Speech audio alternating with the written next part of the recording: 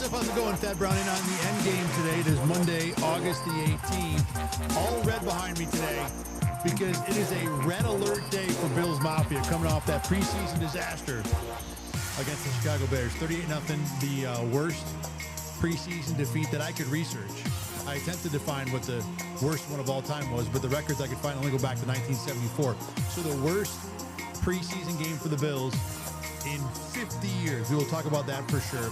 In addition today, going to get into a possible baseball realignment plan. Rob Manfred was on the ESPN broadcast last night, talked a little bit about where Major League Baseball might be going, divisions might be different, geographic realignment. I have a plan. I think y'all are going to like it. We're going to talk about that. And Abdul Carter, what are you thinking, man? The Giants' top draft pick, brand new star, already looking like someone that cannot handle that spotlight in New York City. So we will get to all that later on in the show. But like I said, let's start with the Bills. Had a few hours, half a day to digest the debacle in Chicago. And I know, Bills fans today want Sean McDermott fired. Maybe that might be the nicest thing they want for him. There are pitchforks and torches involved in there too somewhere. They want half of the defense sent out on a train as fast as possible, put them on the next bus, get them out of here. And also the season is going to end. There's no reason to even play because this defense is not good enough, and they're going to give up 30 points in the playoffs again. That's pretty much, I think I've summed up the feelings of Bills Mafia on this Monday morning. Now, look, I'm going to talk you all down a little bit here off the ledge. It is just a preseason game. And I know we've talked over and over and over. I know there's a lot of discussions. There's the preseason pledge. There's all kinds of things that people in this part of the social media world will use to remind ourselves that it's just preseason, and it is.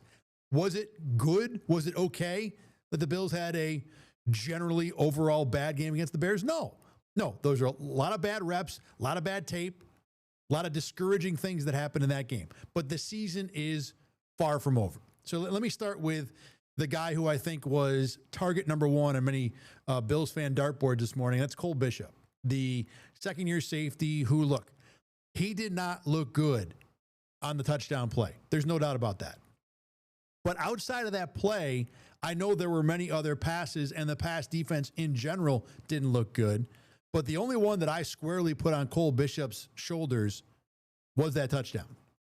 The seam ball earlier in the drive, he is doing something different on the other side of the field. Yes, is it a play where the receiver splits the middle two safeties and gets open there? Sure, but it was really much more to DeMar Hamlin's side. It was Joe Andreessen who's involved in that. We'll talk about Joe Andreessen later, but that's not a Cole Bishop play. All right, so let's start with that. Then there was the play where Bishop makes the tackle on a receiver that was fairly far in front of him over the middle of the field. Again, that one to me is as much good offense as it is bad defense. And if you want to put it, a question mark on one of the Bills' defenders, again, to me, it's Andreessen who makes the wrong choice. Bishop makes the tackle. I think he does all you would expect a safety to do there. Now, look, the touchdown was bad. And my guy, Carl Jones, who co-hosts on Bills Kickoff Live before and after every Bills preseason game, before every regular season game, and certainly, post-game shows during the playoffs, he posted on X a little while earlier this morning, _ Jones 11, a nice breakdown of that Cole Bishop touchdown and what he did wrong and what is happening on that play that kind of leads to him being in the wrong spot. And it looks bad. There's so many things that are wrong with that play. Bishop, as Carl pointed out, has outside leverage on the play. The receivers to the inside, that's okay. That's what you're supposed to do. As Carl explained, he's got help to the inside. Most of the time, defensive backs have help to the inside. So if you can force a receiver in there, more often than not in general, you're probably doing the right thing. But there's having outside leverage and forcing a guy to the inside, and then there's making it very easy for a guy to find space to the inside, which is more what happened on this play. In addition, one thing that Carl did not point out is that it's man-to-man coverage. So Cole Bishop drops and he's beaten in coverage. He's not in a good position. But then in addition, it looks to me like he's taking a peek at the quarterback like he's in zone. If you're in man-to-man, looking at the quarterback is a good way to fall even further behind, and that's what happens. He has outside leverage. The receiver makes an inside move. He's behind. He's beaten. And then he takes a peek to the quarterback, and now he's 2 steps behind. And now he can't catch up to make the play. As Carl explained, if you're a defensive back playing for the Bills, you're going to give some stuff up. The Bills don't play overly aggressive coverage. They play zone stuff. Keep it in front, make the tackle, force a team to drive 13 plays on us, not 3. So if you're Cole Bishop, you're going to get beat sometimes, especially when the offense draws up what was still a pretty good play. As much as that was poor defense by the Bills, it seemed like a pretty good scheme, shockingly, that Ben Johnson and the Bears came up with there. So when you get beat, make sure you make the tackle. Well, when you're peeking at the quarterback after you're beat, it's going to make it harder for you to make the tackle. Now, the second problem was DeMar Hamlin not making a tackle. It's not on Cole Bishop, but Cole Bishop is the primary culprit on this play. And I know people are going to look at this and say, well, Bishop can't play in the league, and, what are the Bills doing? This is a guy who's going to start. What are they going to do at safety? I don't think we should bail on Cole Bishop just yet, okay? Cole Bishop has a play from last year's camp that I cannot get out of my head, where he was faking a blitz at St. John Fisher and then dropped back into coverage and went 30, 25 yards downfield to break up a pass on the same play. So he pretended to blitz at the line of scrimmage, dropped 25 yards back against Josh Allen, and broke a play up.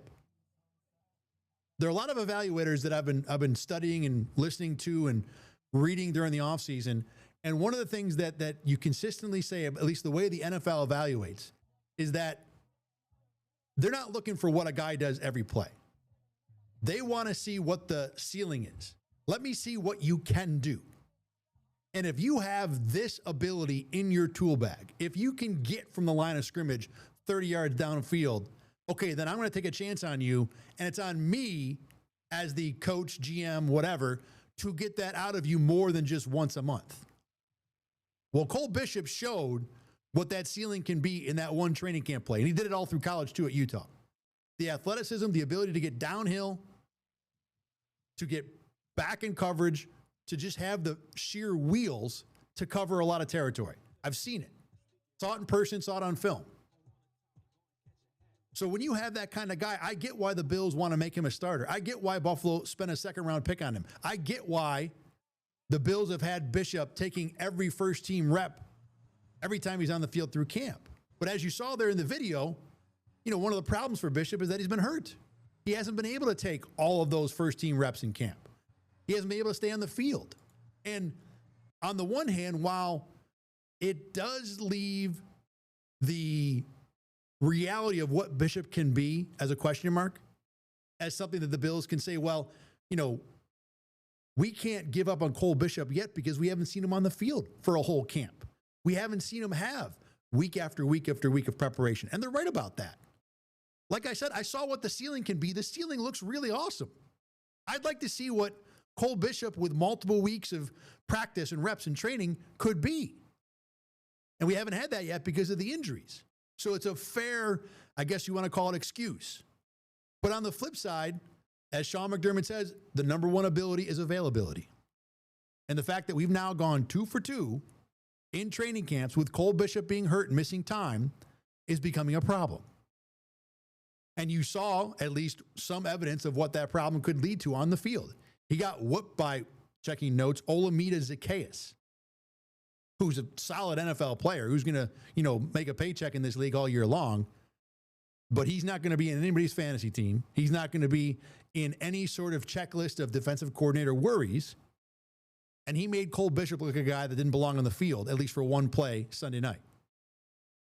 And part of the reason for that is because Cole Bishop can't be on the field enough in practice to theoretically get the work in to get to the point where that guy I saw in one play in camp last year is the guy you see at least more often than once in a while. So it leaves Bills fans worrying about the safety position, what we're going to do there. And how do you manage if Cole Bishop is not going to be ready?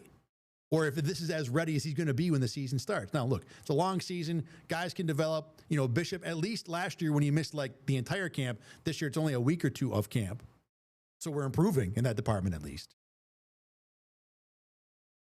And I think you do have to believe in what the Bills coaches can do with defensive backs. They have proof over and over of taking guys with far less draft credentials, Taron Johnson, Christian Benford at the start, and turning them into respectable, if not near elite defensive backs.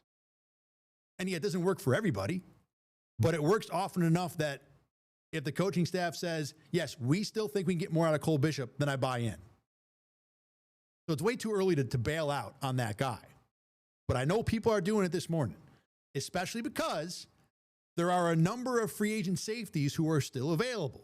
And the number one name that comes up whenever people talk about safety and what the Bills should do next is Mr. Justin Simmons, who played for the Falcons last year and was a great player for the Broncos before that. And yeah, I wondered during the offseason if the Bills might take a run with Simmons, but clearly what they've done with Cole Bishop in training camp, again, giving him every single first team rep when the first team's on the field, tells me that the Bills clearly thought Bishop could handle the job, or at the very least, he is their answer to handling the job. Well, now that we've gone through a few weeks of training camp, a couple preseason games, this is the time if a team says, you know what we thought might work in the summertime clearly is not working in August. We need a new plan, or we at least need a new option. And for the Bills, Justin Simmons could certainly be that option. Says right there he turns 32 in November. So to me, if you want to compare him to the Jordan Poyer, Micah Hyde timeline in terms of does he still have any juice left, that age was probably the last above average but not great season for Poyer and Hyde. So if we're going to compare those two, if we're going to assume that Simmons is on kind of the same pathway that those two guys were on, then I think if you sign him this year, he probably has one more solid-ish year left. That's just a guess. I'm not doing the extensive research that, Bills management and player personnel staff are doing to know where this guy is at and if he can still play. I think there's a good chance that, he's probably better than what the Bills have right this second, but I don't know about that. And then if you want to further down the Justin Simmons train, keep in mind the Bills right now have the least cap room in the NFL. They are 32nd of 32 teams at about $1.3 million of available space via overthecap.com. On top of that, when the rosters are cut down to 53 men a week from Tuesday, that actually hurts you on the cap because right now, the Bills are only responsible for the top 51 contracts. So you got to add two more in. It's not a huge deal. It's going to be like $1.5 million. But when you only have $1.3 million in space, and then you also need some rainy day room just in case you have 3 injuries at tackle and you got to go out there and sign somebody, the Bills already have to make some moves just to get into the season in a functional spot. So if you want to add a guy like Justin Simmons, now you got to make more moves. And look, the way the salary cap works, there's always things you can do. The Bills probably can, restructure a Deion Dawkins, maybe Dawson Knox if you feel like he's going to be a long-term guy. There are things that the Bills can do to create more cap room. But when you do those things, it makes it harder to do other things down the road. So if you're going to add Justin Simmons now and spend whatever it would cost, maybe $4 or $5 million, it wouldn't, break the bank, but it would force you to make a move. Well, then that makes it harder for you to make a move next year because you've already kind of burned one of the levers you can pull to open up space. And the Bills next year, according to Over the Cap, are already over the cap for 2026. So this is not a team in a spot where free spending on a mistake is easy. You could do it. And look, some teams, the smart teams, I think will, bite the bullet and say, hey, this didn't work. Let's move on to something better, especially the ones that believe they are squarely in a Super Bowl window, which the Bills are. The third part about the Justin Simmons idea or any free agent idea, which I don't like, is that if you bring Justin Simmons in now or any free agent in now, whatever plans you have for Cole Bishop just about get flushed down the drain. Because I don't care how good Justin Simmons is or how experienced he is, it's going to take a period of time for him to get familiar with the defense. So now any time that you would have spent, or at least a big chunk of the time you would spend developing a guy like Cole Bishop, you've got to switch that over to a rapid crash course education for a guy like Justin Simmons. So now if you're not developing Cole Bishop like you wanted to because of the injury and where he's at in general, the fact he's just not performing where you want him to be, you might very well end up with this season being exactly what happened last season, which is a de facto redshirt. And now if you do that 2 years in a row to a second-round pick, what's kind of the point of having him around? I mean, the point of of drafting players well, finding, guys you can use on the field in the draft is that you can pay them rookie salaries So you have money to spend on Josh Allen and James Cook and Terrell Bernard and Greg Rousseau. But if I'm into year 3 of that second-round pick, hoping this is the first year I get anything out of him, you're starting to wonder whether that asset really is going to have any benefit at all. So the long game, the end game, with bringing in a guy like Justin Simmons is that you might make your second-round pick from last year almost inefficient, ineffective, zero-impact asset. And if you believe as much in Cole Bishop as you did to give him every single first-team rep when training camp began, when he was healthy, I don't see the Bills throwing that asset away after one bad preseason game. As much as that might frustrate fans, when you look at the safety room and think we've got Taylor Rapp, who's fine-ish. Taylor Rapp is fine. We've got Cole Bishop, who's getting whooped by Olamide Zaccheaus. And we've got DeMar Hamlin, who is a respectable, solid backup, but probably not a guy you want to have on the field as a starter. It's a tough spot to be in. And yeah, there might be the demand to like hit the panic button and call for help. But I don't think this Bills management team is going to go that route right now because they seem to clearly believe in Cole Bishop. And bringing in any help right now just kind of shuts the whole Bishop idea down.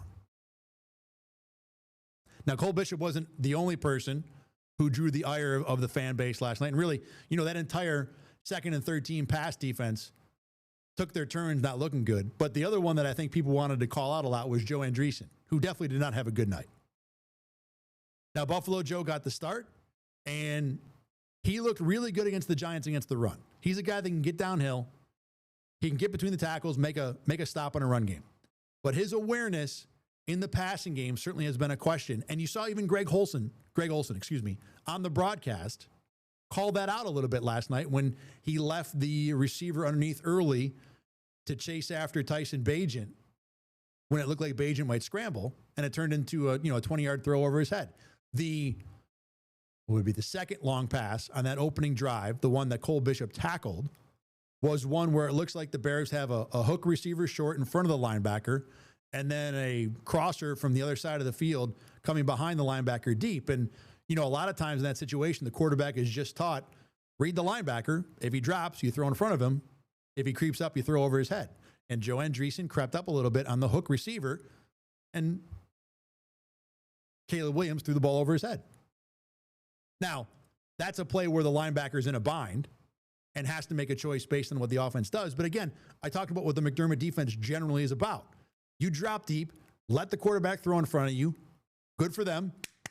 Golf clap. They beat you on that play. Congratulations. But they only get 6 yards, and you make them do it 10 more times to score a touchdown, as opposed to creeping up on that receiver and making it a 20-yard play over your head. So without knowing what the responsibilities are in general, it looked like Andreessen did the wrong thing there. There's at least one other play where he was in the zone going to his right a little bit towards the goal line, where a 10 or 12-yard play down to the 10-yard line. I don't know how much was on him, but when he's the defender who's close to these plays often and just not making any stops on them, you have to wonder if this is a guy the Bills could count on if they had to. Because right now, if Terrell Bernard gets hurt, Joe Andreessen is your guy. Balin Spector's gone. The Bills don't really have another natural middle linebacker. Dorian Williams could do it, but the Bills want him to play the Matt Milano position way more often than not. And actually, I thought he looked pretty decent against the Bears, just as an aside there. So Joe Andreessen's the guy. And the thing about Joe, as opposed to Cole Bishop, whereas Cole Bishop has been okay in camp, he's been out in the field, and then he's been hurt and kind of, I don't want to say invisible, as a safety, if we aren't noticing you making bad plays and you're probably making good plays. Joe Andreessen's had a good camp. Joe Andreessen's been making plays, even in the passing game at Fisher. He's looked better than he was before. There appears to be development there. So whereas with Cole Bishop, when fans want to kind of, throw their hands up and, wonder where we're going, with Andreessen at least, it looks like there's been a reason to believe the arrow is pointing up. And that maybe that Bears game was just a bad day. Maybe just a day where he didn't quite have the whole fastball. Maybe just wasn't ready. Maybe he got fooled a few times. That's the other thing about professional football, everybody. You hear it all the time. The other team gets paid too. Well, they do. And sometimes they just have better stuff than you have. And that speaks to the larger discussion about what happened in this game, which was, were the Bears better prepared for this game? And, Sean McDermott took some flack for that, and deservedly so, because clearly the head coach did not have his team ready to go for a preseason game. I know it's just preseason, and I know the result doesn't matter, but the reps matter. The stuff you put on film matters. How you develop matters. And it didn't seem like the Bills as a whole did a whole lot of good stuff in that game.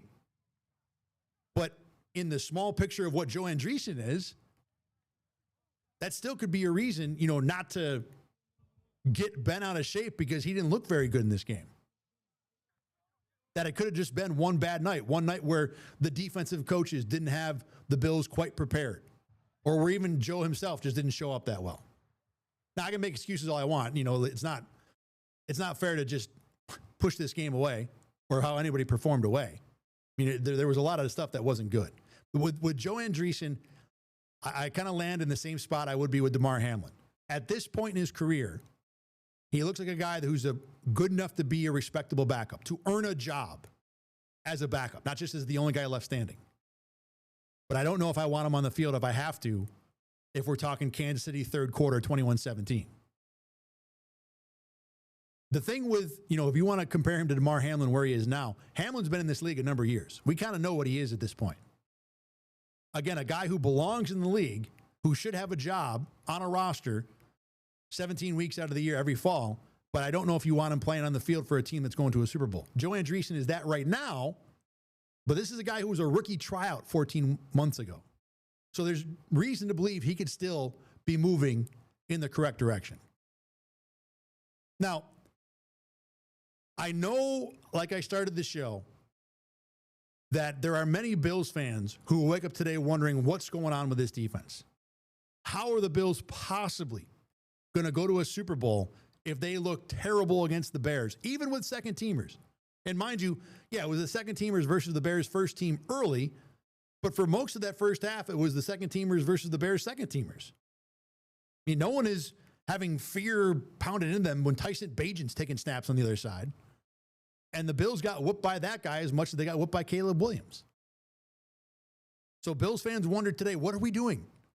How can we possibly roll out their week one against Lamar Jackson with the safeties and the depth we have at linebacker? And the thing I say to that is, you cannot cover everything in the NFL. Brandon Beane is not in a situation where he can just take care of every problem. Right? It's like in roulette. You can't bet every number. Now, in roulette, the reason you can't do that is because it's just not financially smart. You're not going to get a windfall out of that. In the NFL, though, it's an apt analogy because you just don't have the resources to cover every problem. So you've got to figure out what you want to put your chips on. And yeah, you know what? If the roulette wheel spins and you get the wrong injury at the wrong time, the luck is not going to be on your side and your season might be down the drain.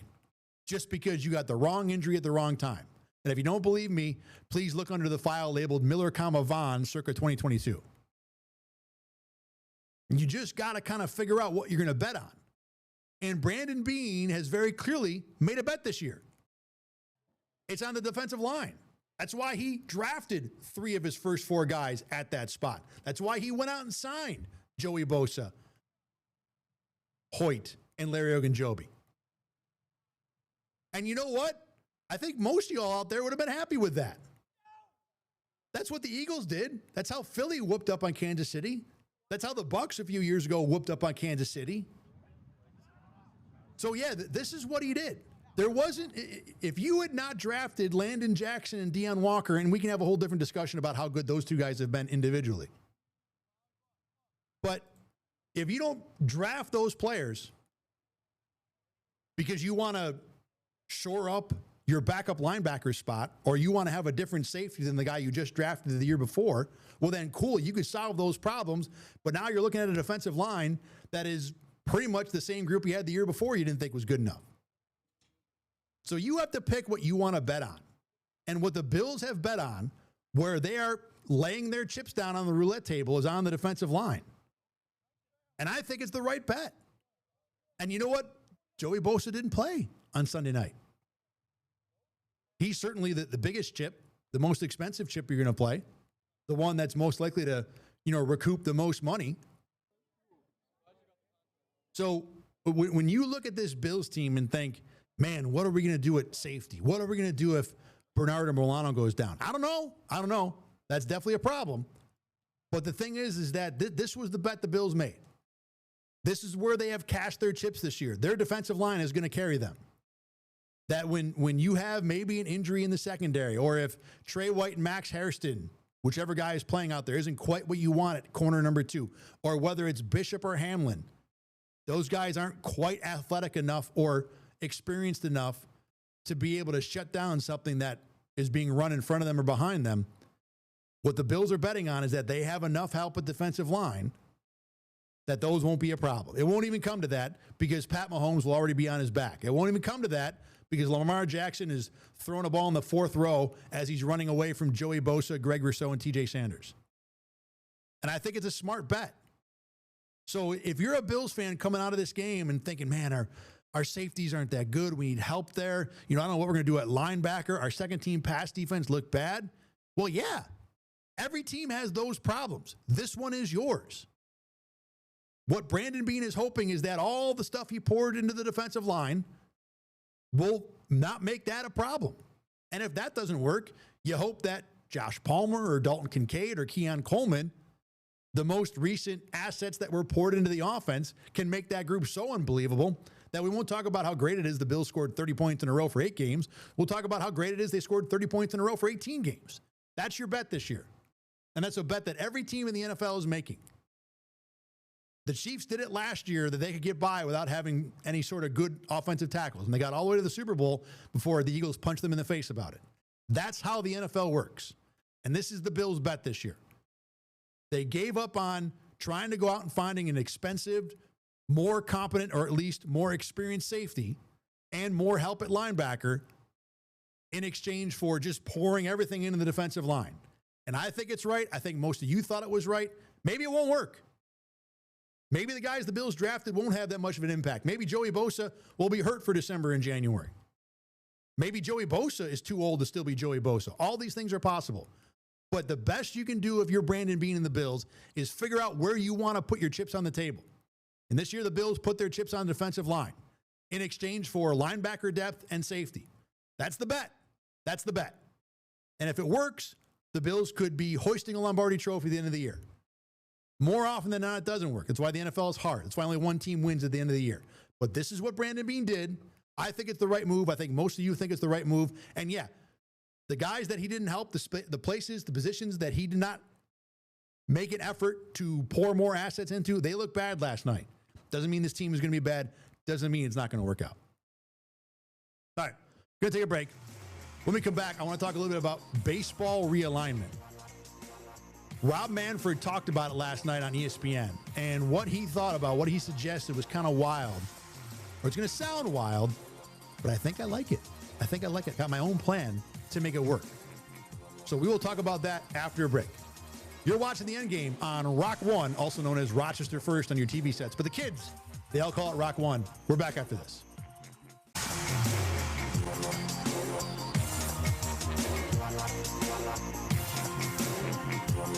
Thad Brown back here on the Endgame. It is Monday, August the 18th. Rachel Liebert is in a little early today because I got an idea that I want to bounce off her. I want to see what she thinks. We will do our weekly Did You See segment coming up a little later on in the show. Weird day for me, by the way, Rachel. I just want to say, so I got the Brewers playing game 1 of a doubleheader with the Cubs right now. Mm-hmm. And my soccer team, Everton, is playing first game of the Premier League. They do Monday. It's like Monday night in England, but it's like Monday at 3 o'clock for us. So, like, it's cool when your team plays in the afternoon, right? Because most time, all your games, except for Saturday, Sunday, it's like 7 o'clock. Yeah. Monday at 3 o'clock, oh, I got a game to watch. This is great. 2 games to watch is too much. Yeah. Like, I'm like, I got work to do. I'm doing a show right now. Mm-hmm. Brewers are up 1-0, but the Cubs have the bases loaded in the 4th. Everton is scoreless midway through the first half. It's too much. Yeah, it does feel like too much for a Monday. Right, exactly, for a Monday. If it was Thursday, like, you got golf sometimes and games. You get that. Monday, it's weird. Yeah. I'm just not. I'm not down with this right now. I agree. All right. Speaking of baseball, so last night Rob Manfred was on ESPN doing. They did the Little League game, which is a cool thing. It was the Mets and Mariners, And Manfred, I don't know how this came up, but they started talking about realignment and expansion. And baseball's kind of, floated the bubble on expansion a little bit. It kind of sounds like that's coming down the road. And what he talked about, let me get the exact stuff here. He wants to, or at least suggested, geographic realignment. So keep in mind right now, we do have geographic divisions, but we have an AL and an NL. So like the Dodgers and Angels don't play in the same division, Mets and Yankees, all that stuff. So the idea, if this is interpreted correctly, is that there would be realignment in baseball to put all the Western and Eastern teams together. The idea that Manfred talked about was to save wear and tear on players, which on its face seems logical, right? Yeah. 162 games, these guys travel all the time, it's ridiculous, you get it. He also thought that the playoff format might be more fun, and it might be a better situation, because the thing he brought up, and this doesn't make sense. So like, if you're baseball and you're scheduling your playoffs, right?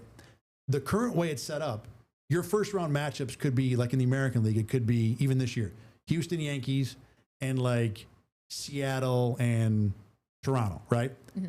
Well, you can't play both of those games in the afternoon necessarily. You're going to, theoretically, there's going to come up a time where you might have put Toronto, Seattle at 10 o'clock at night, and then people in Toronto are watching the game at 10 o'clock at night, So it's not ideal. Whereas if you can kind of geographically realign, well, now you just play the Western playoffs at 10 and the Eastern playoffs at 7. So this is what he's thinking. So I'm like, all right, well, I kind of, at first, baseball guy out there, and I'm sure you can imagine, like, no, we cannot change baseball. It's the greatest game ever.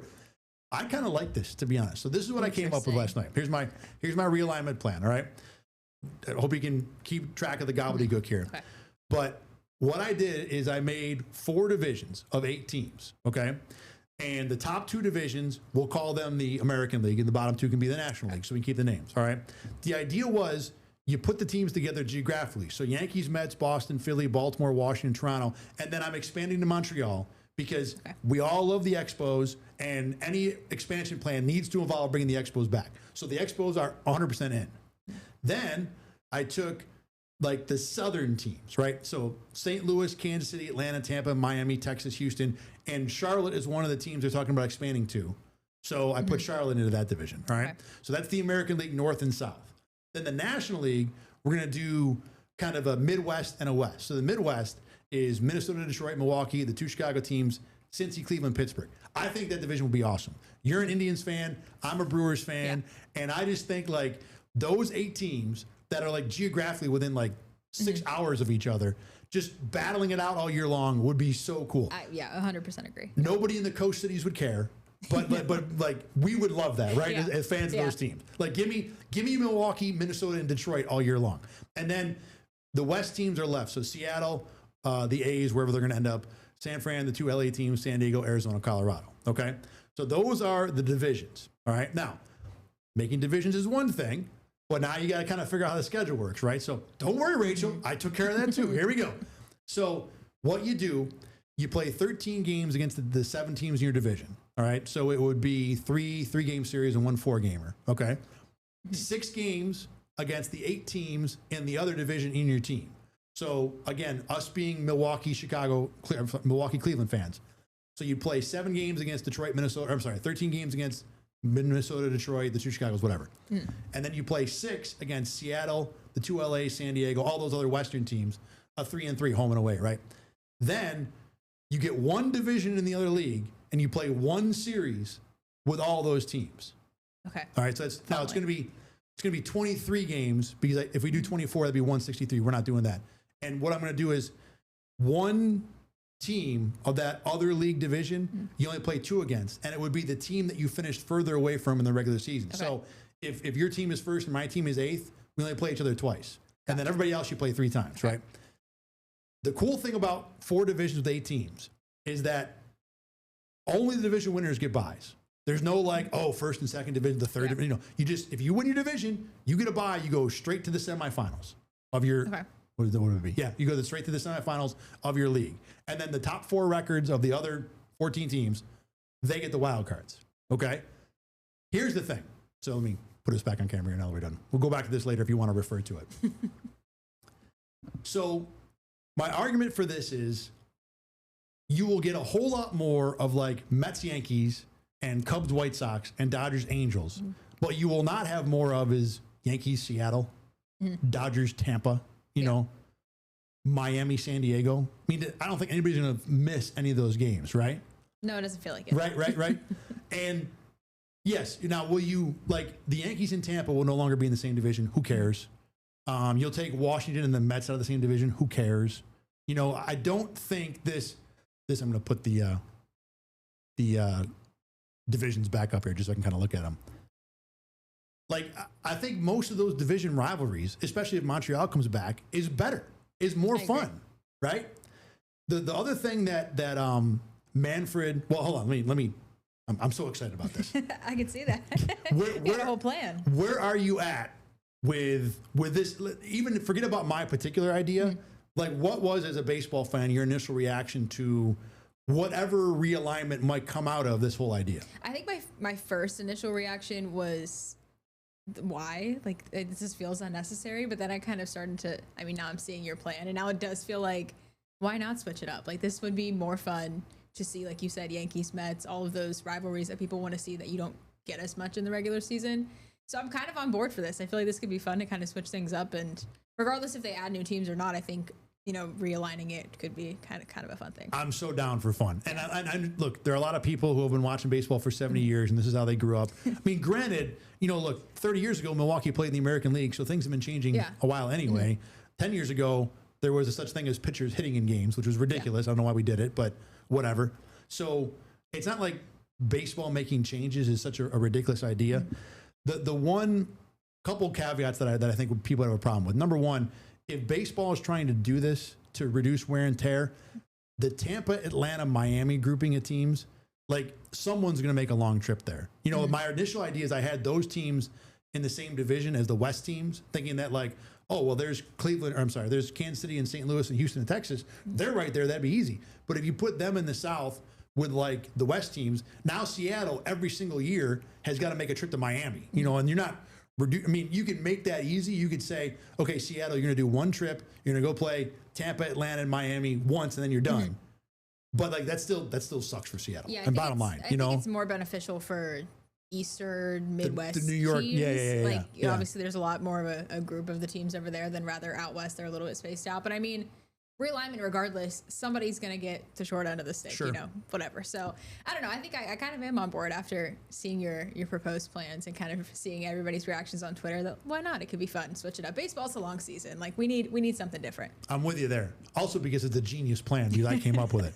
The one thing I do want to point out, though, is that Manfred talked about when you go to the playoffs, you know, having it more similar to an NBA style where, okay, this is the team that's coming out of the West as opposed to the teams coming out of the East. And if you do that, or at least let me back up here. If you do my idea, well, now if you have a National American League, the National League has, like, Cincinnati, Cleveland, Chicago, and Pittsburgh in it. Those aren't West teams. You know, that's really far East. Yeah. So I did look at it and try, could you break it up, like, down the middle of the country so you have a Western half and an Eastern half? The problem is you can't, you know. No. It's just there's too many teams down the middle. You'd end up with, like, Kansas City and St. Louis in different leagues because that's kind of where the great Mississippi runs. So you break them up. So if Manfred wanted to go there, you could probably make it a little more. But the thing is, if we did that, though, now you don't have Seattle having to travel to Miami. If you just say we're going to go right down the middle of the country, cut her in half, that's true, and go side to side. I think it'd be more fun to put Minnesota and Detroit and Chicago and all those teams together, make sure St. Louis and Kansas City. If you're going to do this, you know, put these teams together to make it logically like a rivalry thing and make it more fun that way. Do you think 8 teams in each, like, proposed division, is that kind of like what you're settling on? Because I know I've seen things that maybe it's like without the expansion of a few teams, it was like a few 5, like 6 groups of 5, different things like that. Would you, like, are you sticking with your 8? Do you think that's... Well, I think baseball is going to use expansion as the excuse to do realignment. I don't think they're going to just realign just because. Without it, So now, look, you could do, like, I did 4 divisions of 8. You could do 8 divisions of 4, like what the NFL has, right? But that just, then I started tinkering with the schedule, and then you're like, well, what, am I going to play, like, the 3 teams in my division 30 times or something like that? It didn't seem as fun. Obviously, the playoff structure, if you did that, you have what the NFL has where, you have 4 division winners, but only 1 gets a bye, or baseball would have 2. And it's just, I think you do 4 divisions, all those division winners get buys, and you go with 4 wild cards. Now, the whenever you talk about expansion and realignment, it's always about making more money, right? Yeah. Well, the NFL made more money by adding playoff teams and rounds. Would baseball do the same thing?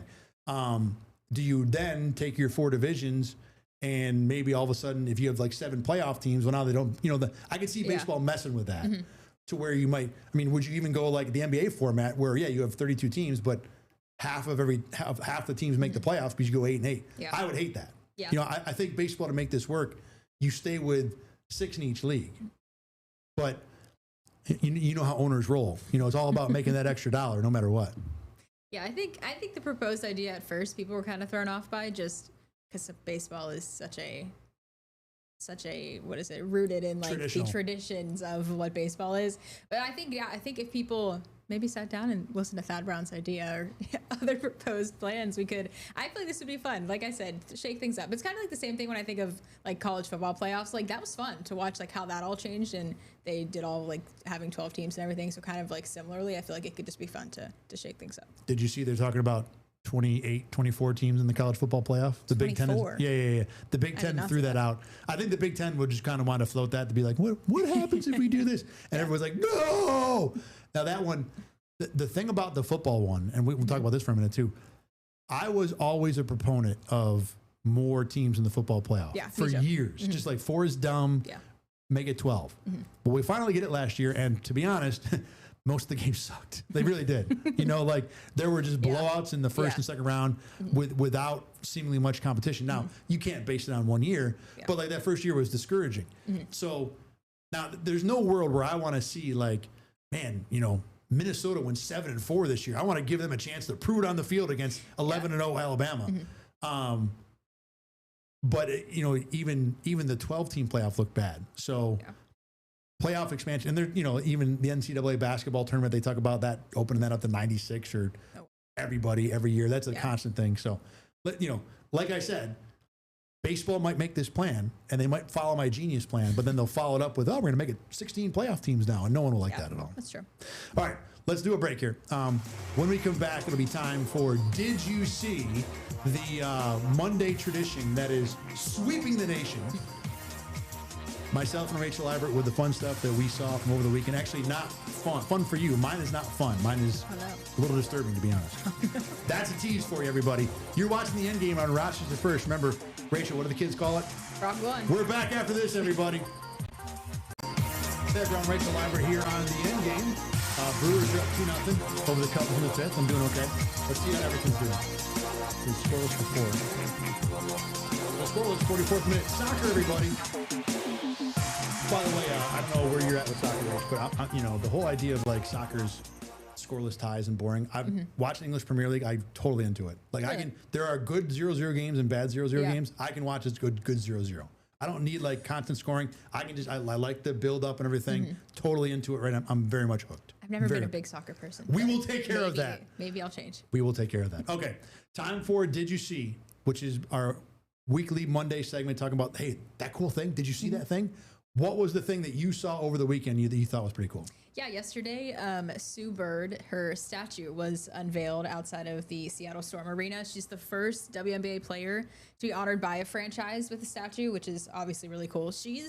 Obviously Sue Bird is one of the major faces of the WNBA, but her accolades are insane. Like 2 decades with the same team, 4 championship titles, 13 All-Star appearances. It's just, the list goes on. And as we talk about the WNBA, a lot of on this Did You See and just the cool stuff that Caitlin Clark is doing and different players. Sue Bird is really one of those players that when we talk about the face of the WNBA, she might be the face of the WNBA. The question I have off the bat, and I'm not fluent enough in the WNBA to answer, is Sue Bird the appropriate one to have statue 1?